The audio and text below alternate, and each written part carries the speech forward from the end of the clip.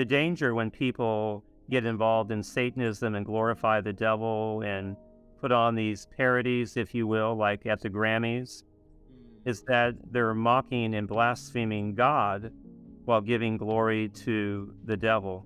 And the devil, his goal is he wants to take the place of God. I like to remind people that the devil is not an atheist. The devil is not an atheist. The devil knows that God exists.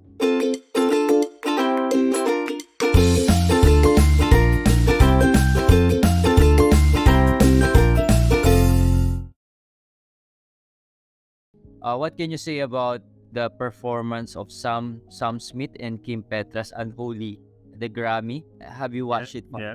Is this satanic? What is the danger for those who celebrate and support this act?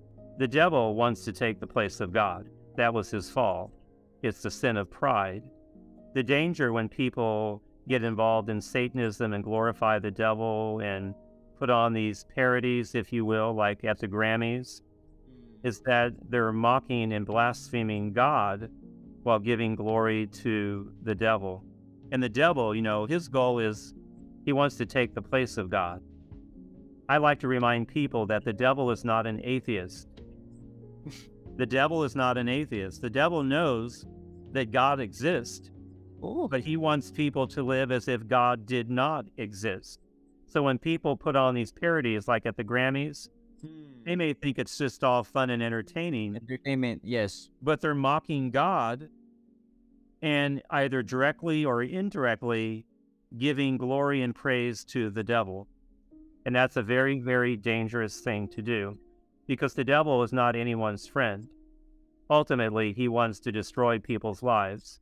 And when people connect with the demonic in their life, initially they may think that things are going good, but eventually the bottom will fall out and their lives will begin to unravel, and they will find themselves in the midst of all kinds of chaos. At that point, Father, so it could be an entry for demonic possession? Yes, absolutely, because people are basically giving glory and honor to the devil. And as you mentioned earlier, the devil is very legalistic. And if people give the devil certain rights over them, even if they do it indirectly, the devil is going to take advantage of that and claim his rights and make a connection with that person. I'm curious, Father, if someone is possessed, but that person is not Catholic, is the right still valid? I think the answer would be yes, as long as they have that desire for faith. I currently receive 3,500 requests for help from people every year. So I get an average of about 70 emails and phone calls and letters every week from people all over the world who believe they're up against the forces of the devil and are seeking help. And over half of these people are not Catholic. They come from other Christian faith traditions, other world religions, or no faith background whatsoever. But in my process in working with them, there's no such thing as an emergency exorcism. I would want to work with the person, get to know them. Do they have the desire to grow in faith? So if they're not Christian, they're not Catholic, do they have that desire to grow in faith? Yes. Now, there's a great line in Mark's gospel.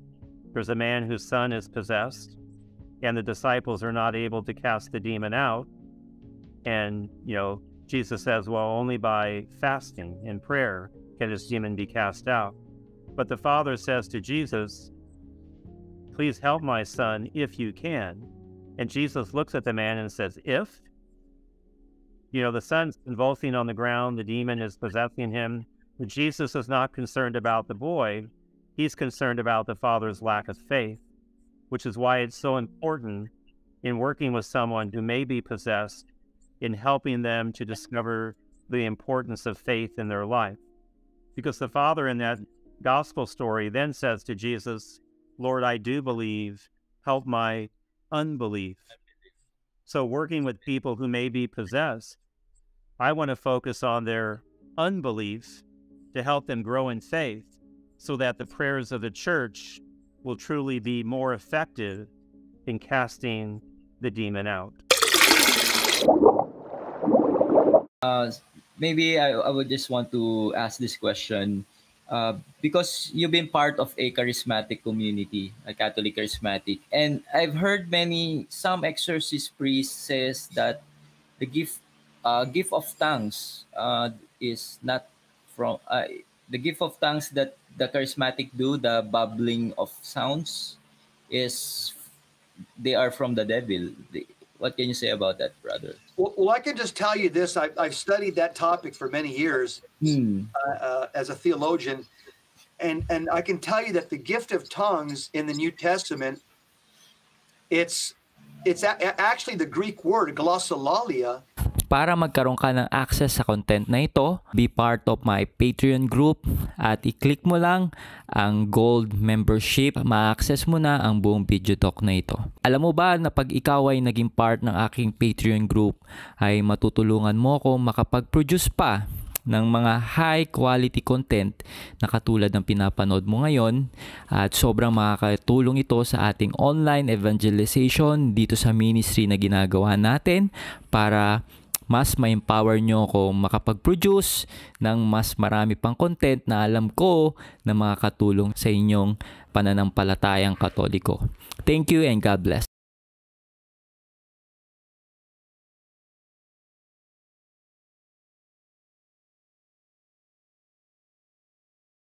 So that's it. Thank you for watching this video. I hope na na-bless at na-inspire ka dito sa aking vlog.